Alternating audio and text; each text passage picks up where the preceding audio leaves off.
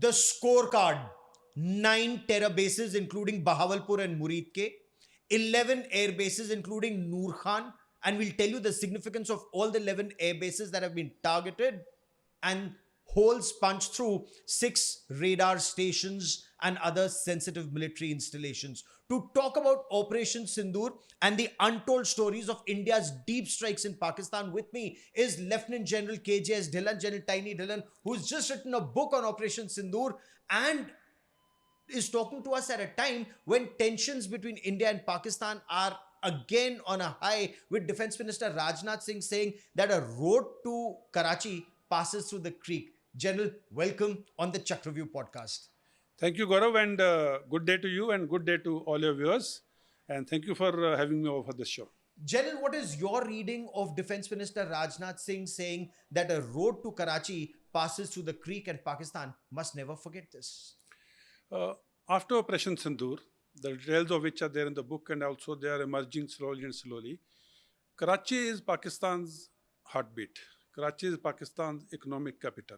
And Karachi is vulnerable to Indian interjection or Indian attacks from sea as well also from land. So what Honorable Raksha Mantri ji has said, in case Pakistan tries anything like Pahalgam or Pulwama again, then they should not forget that Karachi is vulnerable, and from the Sar Creek area, which is again a bone of contention and Pakistan claims, the road to Karachi passes to Sar Creek is not only Karachi, not only Sar Creek. The both can be handled in one go. And that vulnerability of Pakistan must never forget, and we know it. And we have the strength to achieve it. You also heard General Upendra Dwivedi, who was talking to the troops, indicating that, God willing, words to the effect, agar Vaiguru ne chaha, then the troops will be across very soon. Now, do you visualize war clouds on the horizon again? Operation Sindoor 1.0 was conducted with a very clear-cut aim which we wanted to achieve. That was to hit terror targets which caused Pahalgam. So that was our retaliation to Pahalgam and hit only the terror targets. Our intention was not to hit any military installation, no civilian casualties, and no escalation. Now with that aim, when the nations go to war, they have a very well-defined aim. So Operation Sindoor, as you said, within 88 hours, in spite of having the upper hand, in spite of their air defense being down, the air force being grounded, and we hitting their 11 air bases with impunity, in spite of being in that situation within 88 hours, when 2 nuclear powers went to war for the first time in the history, in spite of being in that situation, India showed restraint. India had the might, India had the power to hit more, hit harder, hit deeper. Okay. But we showed restraint, being a responsible nuclear state, being a responsible country in the community of nations, being a responsible member of the international arena. So we will not show this restraint in case it comes to Operation Sindoor 2.0. That is what the Army Chief General Upendra Dwivedi very clearly listed out. Because, when you are a responsible nuclear weapon state, but you are dealing with a rogue state, then your being responsible is actually seen as weakness, isn't it? And Shathe Shatyam Samachare, it just hit him where it hurts him in the manner in which it hurts him, because in your long career and in this book on Operation Sindoor, you've actually chronicled Pakistani terror right from 1947, from the tribal raiders coming into Jammu Kashmir, to the decade of 1980s spreading terror in Punjab, 1990s in Kashmir, the attack on Parliament, Operation Parakram, and then J&K, and then 2611, all of that. We've suffered Pakistani terror so long. Why do we show restraint now? Operation Sindoor was an opportunity when India hit 9 terror bases, 6 radar stations, 11 air bases. We should have hit all 18. Gaurav, I understand the sentiments which you are expressing, and those are also the sentiments of the nation, of all our citizens, probably mine also. But again, at the cost of repetition, I will say the responsible nuclear powers, they act in a very responsible manner. We had a declared aim of hitting the terror targets. Which we did. And once we achieved that declared aim, we did not want an escalation between 2 nuclear states. And we did not want instability in the South Asian region. Having said that, once Pakistan retaliated, we again hit their 11 air bases and air defense systems and what have you, and the aircrafts.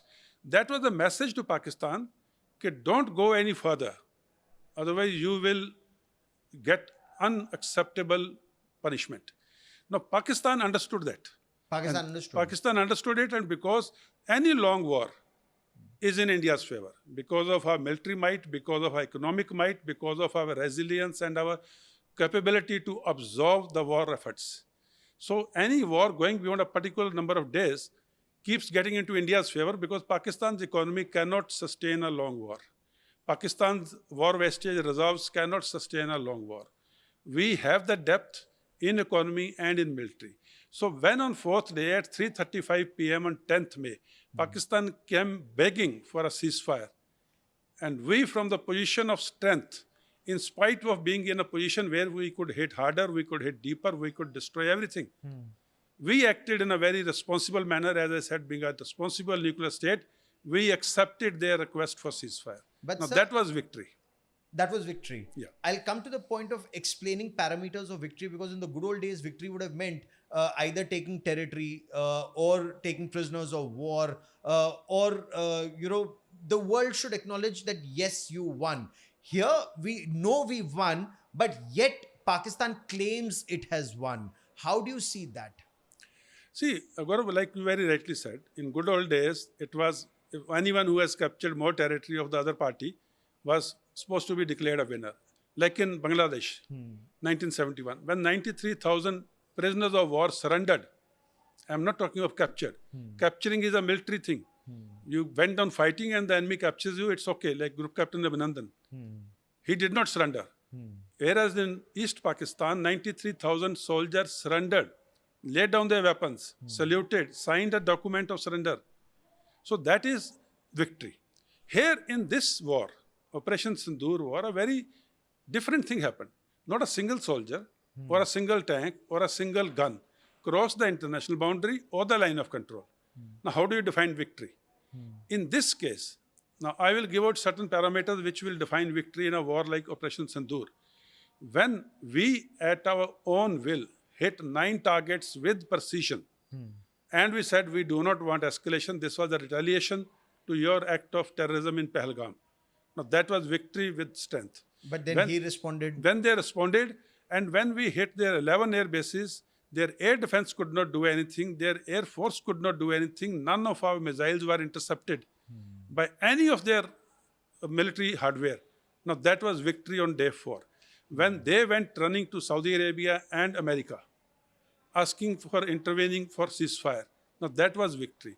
When they were told it's a bilateral, you speak directly to India, when their DGMO picks up a phone, calls up our DGMO and begs for a ceasefire. When he begs for a ceasefire, and we being in the position which we were, a position of causing more damage and more harm to Pakistan, militarily and economically, we, being a responsible person, we accepted that request for ceasefire. Now, that was victory. Now, this is what the victory in this particular circumstances is. Short of just signing a document to say, okay, we request for ceasefire, there are recordings in the DGMO office of all the talks which happen. So victory can be measured in very many ways. And these were hard victories.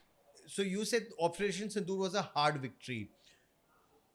If we had continued to hit him longer, let's say 24 hours longer, 48 hours longer, we would have pulverized him even more. Because now when Pakistan in all caps responds, Pakistan dheet hai, badnaam hai, or, there's a terminology that they use, begairat, a country without honor. I can well understand that. Today they're responding to us in all caps, saying we will hit, we showed restraint, now we will hit 2,000 kilometers deep inside you. So we won, but within 3 months, he's barking again.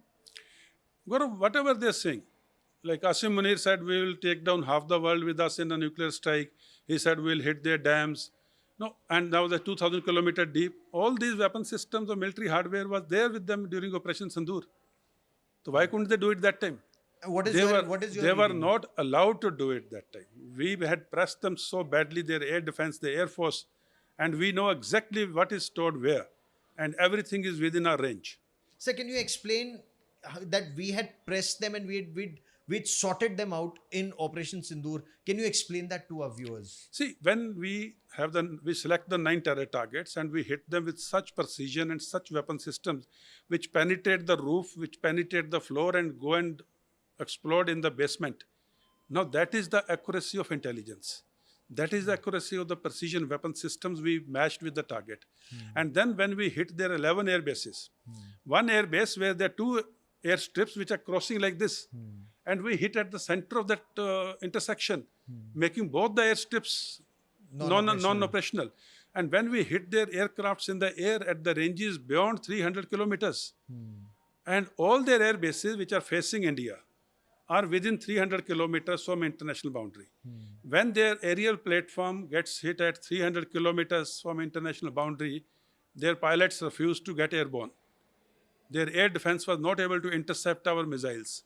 And when we hit the 11 air bases, they realize if the war has to continue, there will be unacceptable damage which will be caused to Pakistan's military hardware and economic infrastructure, that Pakistan will not be able to rise from the rubbles.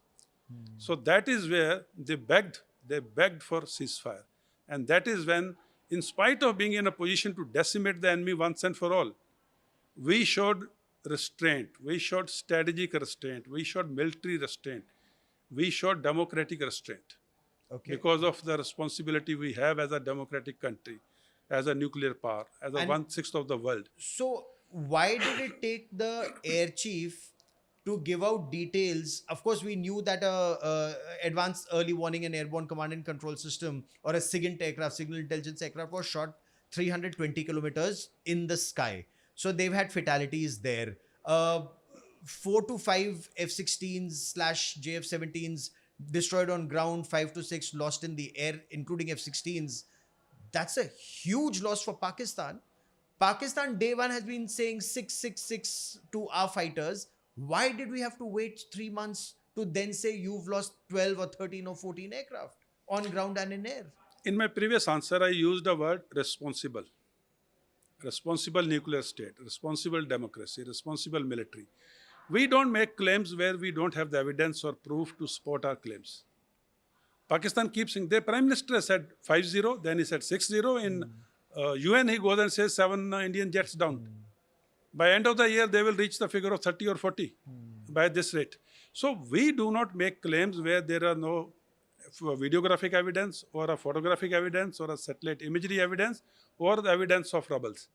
Whereas they can keep making whatever claims. Not a single claim is supported by any evidence. So our air chief, the point which you made, what took so long for the air chief to come and say that these are our targets, or these were our achievements, or these were our kills.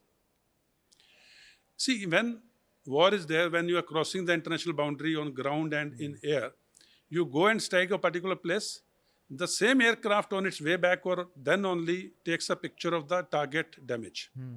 That is called post-strike damage assessment. Or a next sortie goes and picks up the image of that area, and that is a post-strike damage assessment, which can be analyzed and then shared with the world or media if you want to.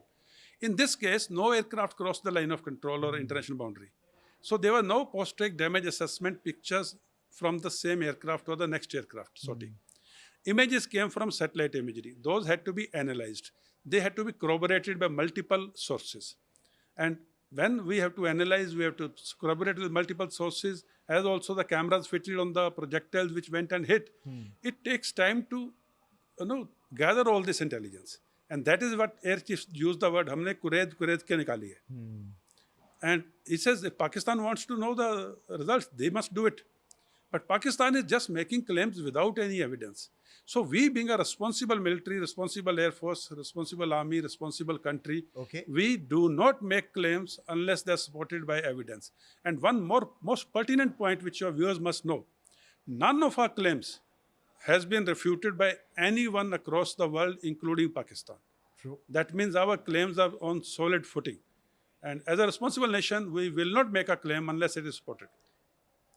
Does this also indicate that while this is a war that was fought on ground, there is one aspect of information war, and we'll talk about that in a little while.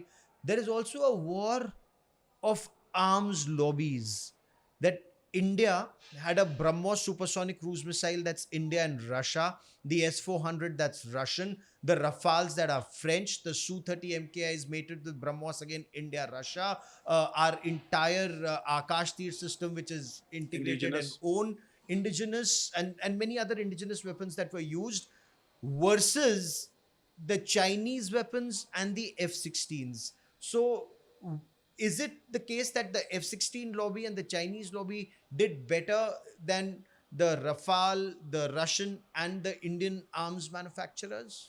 Gaurav, I explained this aspect of lobbying and narrative building and counter narratives and war of narratives or battle of narratives in my book in great detail.